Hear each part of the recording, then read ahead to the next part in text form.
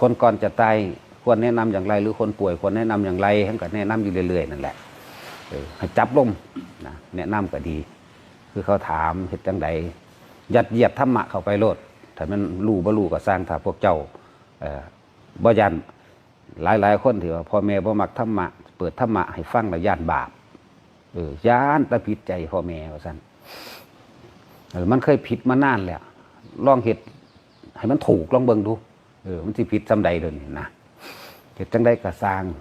คนที่ป่วยอยู่คือกันลูกเต้าเล่าหลานผัวเมียพวกเจ้าซอยไผบ่ได้ดอกบัดสุดท้ายแล้วความรู้สึกของเจ้าเจ็บปวดแสบร้อนในความรู้สึกภายในคือใจของเจ้าเองมีผู้ใดไปรับรู้ได้ดอกเจ้าสิรับหรือบ่รับก็เรื่องของเจ้านั่นแหละบอกเขาโลดผู้อันดูแลคนป่วยรับหรือบ่รับก็ช่างเรื่องของเจ้า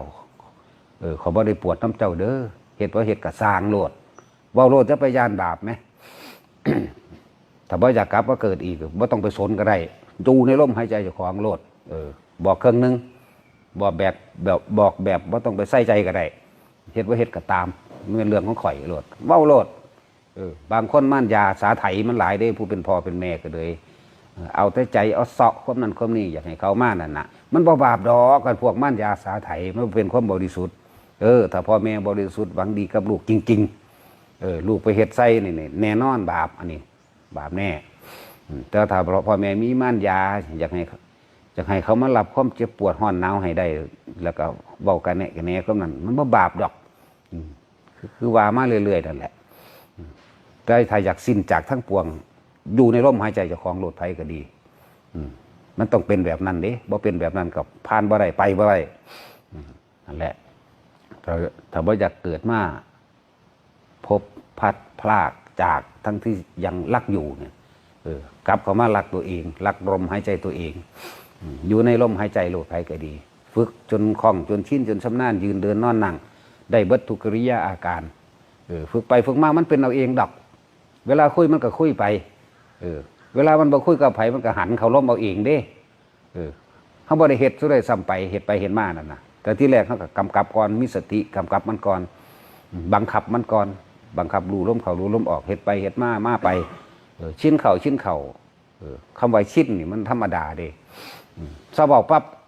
หายใจปั๊บเอาเองโลดกินข้าวอยู่กับสร้างหูคือเก่านั่นแหละไม่ว่าให้ฝึกทำบ่อยทำมากทำจนชินเองความหลุดพ้นสองอย่างเจโตวิมุตติกับปัญญาวิมุตติ